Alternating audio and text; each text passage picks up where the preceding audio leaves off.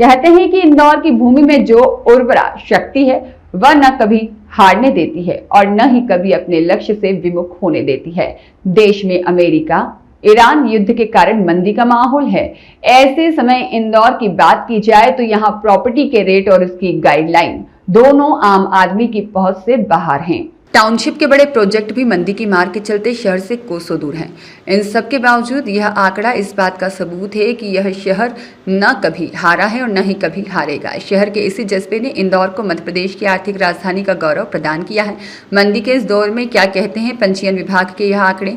राजस्व का हिसाब, साल कुल राजस्व दस्तावेज पिछला साल 2024-25 2,540 करोड़ 1,84,276 दस्तावेज। इस साल 2025-26 2,743.7 करोड़ 1,91,400 दस्तावेज। मतलब इस साल पिछले साल के मुकाबले करीब 200 करोड़ ज्यादा का रेवेन्यू आया है। डॉक्टर अमरेश नायडू रजिस्टर अधिकारी ने बताया कि इस साल इंदौर प्रदेश में नंबर 1, पूरे मध्य प्रदेश के रजिस्ट्री राजस्व का 21% अकेले इंदौर ने दिया।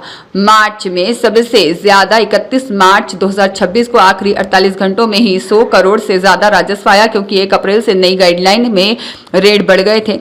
वहीं इस साल का टारगेट 3,500 करोड़ का था, तो पिछले साल 2,540 करोड़ और इस साल अब तक 2,773.7 करोड़ का राजस्व जमा हुआ है। पिछले साल वित्तीय वर्ष में हमारा जो अप्रैल मई और 20 जून तक जो राजस्व प्राप्त हुआ था वो लगभग 140 करोड़ के आसपास हमको पूरे इंदौर जिले से प्राप्त हुआ था। और इस वित्तीय वर्ष में 20 जून तक हमको करीब 165 करोड़ का राजस्व प्राप्त हो चुका है, जो कि पिछले वर्ष से 25 करोड़ अधिक है। इसी अवधि में जो पिछले साल हमारे 12,700 दस्तावेजों का पंजीयन हुआ था और इस साल हमारे यहाँ करीब 14,000 दस्तावेजों का पंजीयन इस अवधि में हो चुका है। लगभग 1,200 डॉक्यूमेंट प्लस है और जो आय है वो करीब 19% और डॉक्यूमेंट करीब 13% हमारे अधिक हुए हैं पिछले वर्ष से। आगे सर उम्मीद क्या रहा? जैसा हमने पिछले साल रेवेन्यू जो अर्जित किया था, इस साल जिस हम लोग गति से चल रहे हैं करीब 18 से 19-20% की वृद्धि है। तो अपेक्षा करते हैं कि जो शासन द्वारा हमको 3,500 करोड़ का राजस्व लक्ष्य दिया गया है वो निश्चित ही हम प्राप्त करेंगे।